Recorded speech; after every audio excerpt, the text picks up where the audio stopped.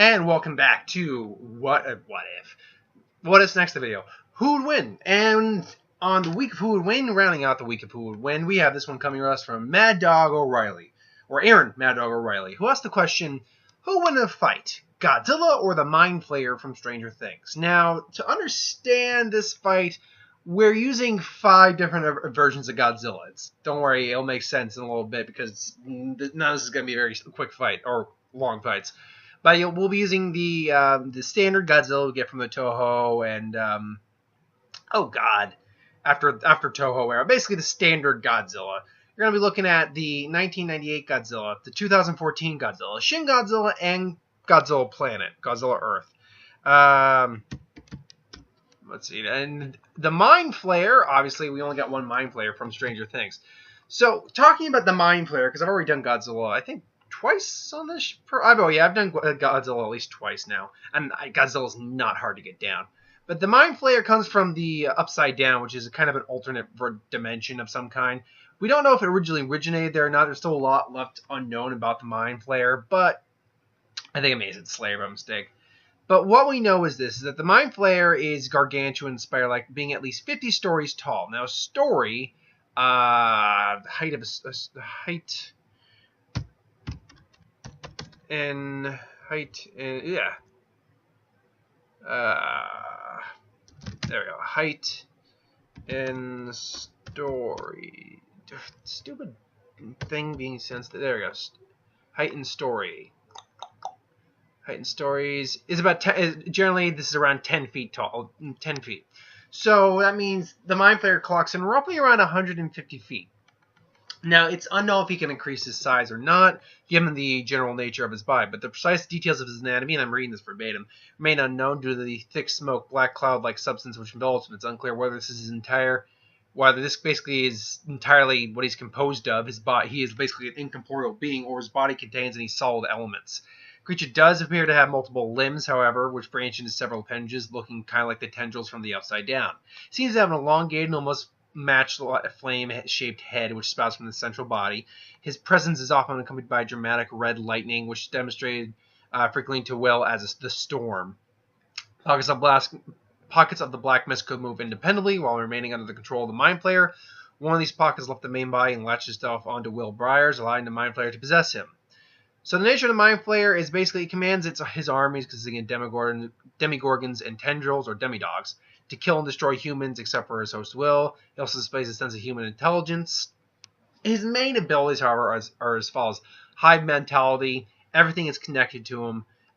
Basically, command. Once it possesses something that someone can also, take command of the army and things along those lines. Possession, by imbuing a portion of his essence into an infected subject, but despite both the Mindflayer and Will being in separate worlds, the Mindflayer is able to link the infected to the rest of the army. Example is this: when he tricked Will into sending numerous soldiers to their death. The possession can be severed by a subject being infected with extreme heat, which burns the essence out of its body, making it uninhabitable due to its weakness to heat and light. However, when a host is under threat of being discovered, the Mindflayer can take possession and increase their strength. And then, Tempest Kinesis, basically, can manipulate its own storm, which is created by its body. Now, it's very likely that the creature can, because it is like a whirling black mass of clouds, basically. It can probably have some forceful nature with its arms, things along those lines, just blow someone away. However,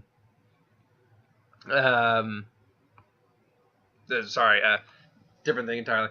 However, it's not really shown demonstrated if that's possible or not. Also, the creature has a severe weakness to heat, to light, and it does seem to avoid water as well, which is an interesting little thing. So, in fact, being made out of smoke, I don't think it's a smoke. I think it's more like a gas of some kind. Which basically, I'm getting rid of this little ad right here because it's distracting me. There we go. Which may imply that the thing is flammable.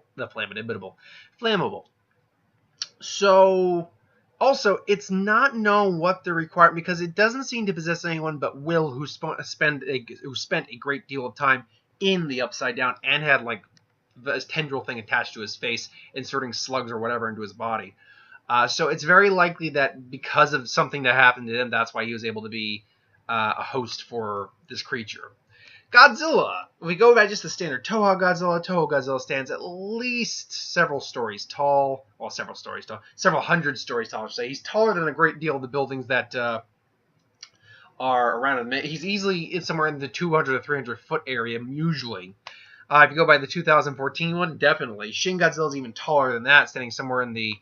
That's a good question, actually. How tall was Shin Godzilla? Godzilla Planet, not even going to bother trying to calculate that son of a bitch's size. He was literally the size almost of like a continent or a small country.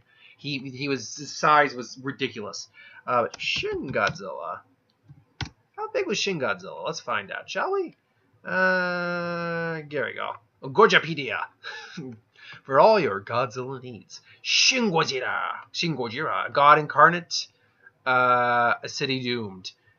He's more of an allegory for an atomic bomb, but okay. Not the movie. I'm looking more for. Okay, they're not. I don't want Shin Godzilla as in the movie. I want Shin Godzilla as in. All right. Let's see here. Come on, give me Gojira. Give me Gojira. Gojira.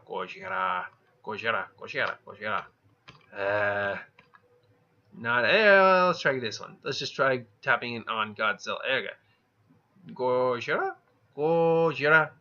Gojira character.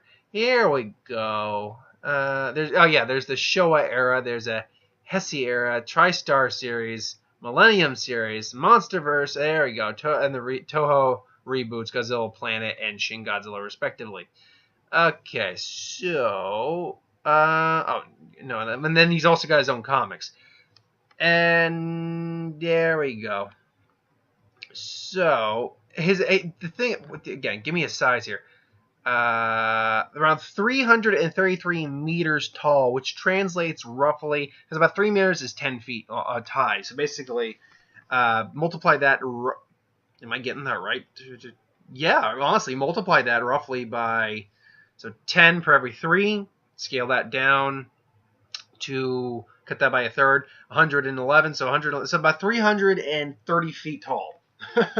So he's a bit taller. And then Godzilla Planet, we're not even gonna talk about Godzilla Planet in terms of size. He's easily matches the Mindflayer. But Godzilla essentially in the normal Toho was just an allegory for an atomic bomb. He was so composed of radiation that even walking around, his presence made people contaminated areas and made them uninhabitable. He was durable enough to tank missiles, explosions, durability. He could tank a meteor hitting him, and he walked away fine. Clearly, he's capable of breathing underwater. His strength is enough to match Thor. They showed. I don't know if the Toho is the same Godzilla as in the comics, but he basically went through a round in hell and came out perfectly fine. To survive a lightning strike from Zeus, figure that out. It goes toe to toe with God knows how many monsters on day-to-day basis that are more destructive, pure destructive wise than the Mindflayer are. Can do his atomic breath, the red spiral death ray, an atomic pulse. He has plasmatic properties. He knows boxing, and while he doesn't display it, he's not dumb.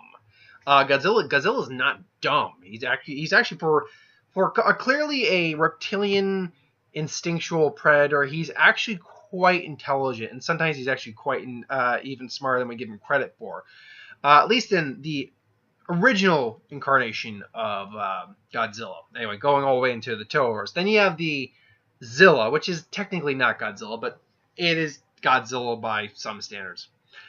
Which is nowhere near as big. He's still very big, somewhere neighboring in the 200 to 250 range. But he's much more glass-jawed, honestly, as you could say. He can't take missile barrages very much. He can take them for a little bit, but they ended up killing him. He does have an atomic breath, but it's nothing like compared to any of the other Godzillas. Like, he doesn't have what clears like an pure thermal atomic radiation that basically exists in his body in terms of like just pure energy. This one clearly doesn't have it. It's more like just a dragon's breath. He's an expert tunneler though, expert swimmer, very fast on his feet for his size, and he's also quite intelligent. The 2014 Godzilla is again more or less a God is more or less a monster. He's more closely akin to the original Godzilla than the definitely the 1998 Zilla, but he doesn't, as far as we know, he doesn't have any of the other properties he had. I mean, clearly he's got gills. He can breathe on water. He's huge, massive. He's not very fast, but he's powerful. He has an atomic breath, as we've seen, and he can take a hit. The man can take a hit. Godzilla can. So he's got a lot of durability on his side. Shin Godzilla is an interesting one because up until we're going to use obviously before he got basically like frozen and turned in or freeze dried, whatever, and turned into that whatever was turning into like buds of people stuff are coming from. I don't know. It was this next evolution. Shin Godzilla's whole deal is that he adapts to the scenario to survive.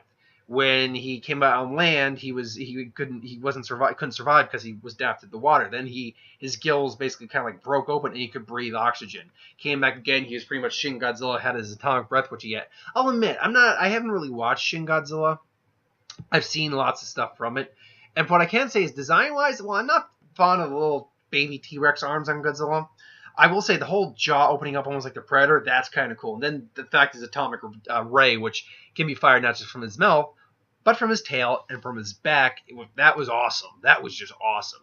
He's extremely destructive. Probably one of the more destructive versions of Godzilla, actually. And then Godzilla Planet, where Godzilla literally has like a radioactive shield around his body, kind of has more or less fused with the Earth on some level. Can literally just raise an entire continent on his own, just bat people away like it's nothing. Godzilla Planet is also the biggest and probably the most powerful, or Godzilla Earth, and powerful Godzilla we've seen to date. So, in the Mindflayer going against any of these Godzillas, who comes out on top? We'll just go down the list. Against the normal Godzilla, like the original Godzilla, Mindflayer loses. The reason for this is if we have to go under the assumption because Will was the only one who was affected and possessed by the Mindflayer. And I keep saying Mindflayer, I apologize. I might keep saying that back and forth. Mindflayer, we have to assume it's because of the circumstances surrounding him that he spent time in the Upside Down, things along those lines. So the Mindflayer couldn't possess Godzilla, and even on the off chance, we'll even say he could. First off, Godzilla's like twice his size, and he actually has mass, whereas Mindflayer does not. Godzilla, all the Godzillas, with the exception of, say, it was Zilla, have some sort of thermal heating, a natural thermal heating. Particularly if you were going like burning Godzilla from Godzilla vs. Destroya. Mindflayer wouldn't even get near that Godzilla. He'd be like, no. Godzilla would be like, bye. So, yeah, he wouldn't even get near that Godzilla. Plus, Godzilla already hangs out in the ocean all the time. Basically swims around just for kicks. So it's like, hey, I travel. I like a little. There we go. That's refreshing. Yeah, it's like so he wouldn't even go near Godzilla in the water, and the fight would take place on land. Obviously, or normal Godzilla would school him simply because it's one atomic breath. The heat from that alone would, assuming it's not made of a flammable gas, would probably just injure the Mindflayer beyond comprehension, and then he'd have to just retreat. I'm actually going to skip over to Godzilla 2014. Again, given the nature of the fact that they explain actually how the radiation on Earth was much greater on their point, Godzilla's been basically laying dormant or feeding off the radiation from the Earth's core, so he's been around a lot. He's withstood a nuclear blast. Again, even going by the fact that if the Mindflayer tried to possess Godzilla, because I don't think a little small thing he was going to do, he's going to have to actually get in there. Godzilla would probably just at one point ignite his atomic breath in his body and, just purge him out. Same could be said for Shin, who would actually be the worst matchup, I think, for the Mindflayer, because the Shin would find a way to adapt and get the Mindflayer out of his body and then just prevent that from happening. And then Godzilla Planet, who's already got like a radiation shield around him. They basically all have some sort of inner thermal heating, natural thermal heating inside them that basically purges the Mindflayer out of their body naturally. That said, the one Godzilla that would actually have a problem, I think, with the Mindflayer is Zilla. Again, this is all going under the comprehension that the Mindflayer could try to possess them. If it could. Zilla's the only one who I think is nothing more than an animal. He really is nothing more. He doesn't have like an eternal fire heating system or anything. He's just warm-blooded animal which that's not enough heat to really keep the Mind Flayer at bay because he possessed people. So there you go. But he's the only one I think would have a legitimate problem. Now, granted, from what we saw in the movie, we're not using Zilla Jr. from the series,